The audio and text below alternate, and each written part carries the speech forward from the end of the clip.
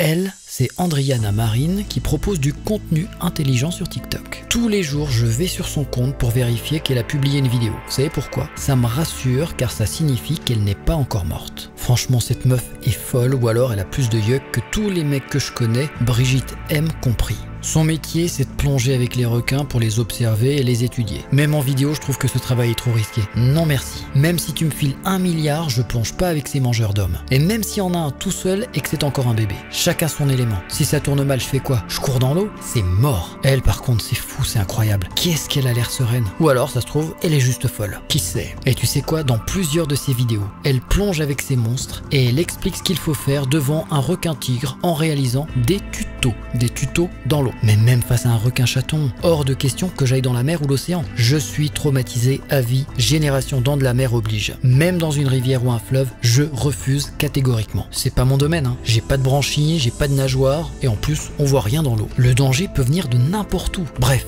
Andriana Marine explique que si par hasard on tombe nez à nez avec un requin, il ne faut pas paniquer, attendre le requin en se mettant face à lui, ne pas essayer de fuir car il nous prendra en chasse. Elle a pas tout à fait tort. Un humain ça nage en moyenne à 3 km/h et un requin qui a décidé que tu servirais d'apéro se déplace à 19 km/h en moyenne. C'est-à-dire que même sur un malentendu, t'es mort. Selon Andriana, tu attends le requin de pied ferme sans chier ou pisser dans ton froc, accessoirement. Faut aussi être bon en apnée, car tu peux mourir de noyade avant que le requin te bouffe. Ensuite, quand il s'approche, tu appuies sur son museau en faisant un geste de haut en bas de façon assez ferme. Qui va se rappeler de ça si un jour il tombe nez à nez avec un mastodonte de 5 mètres prêt à te déchiqueter? Attends requin, j'ai mis mes pouces. Ah non, tu les as déjà bouffés. Je crois que j'ai percé le secret d'Andriana. Écoutez bien, vous n'entendez pas? Si le requin obéit sagement, ce n'est pas uniquement par rapport à cette caresse nasale. Andriana prononce une phrase telle une sorcière aquatique. Et le squale n'a pas d'autre choix que de s'exécuter.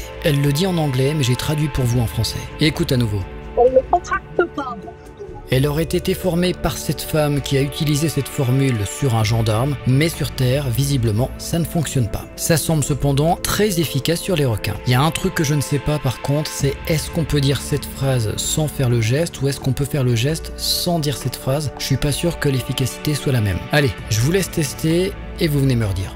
Ou pas. Je ne consens pas. On ne contracte pas.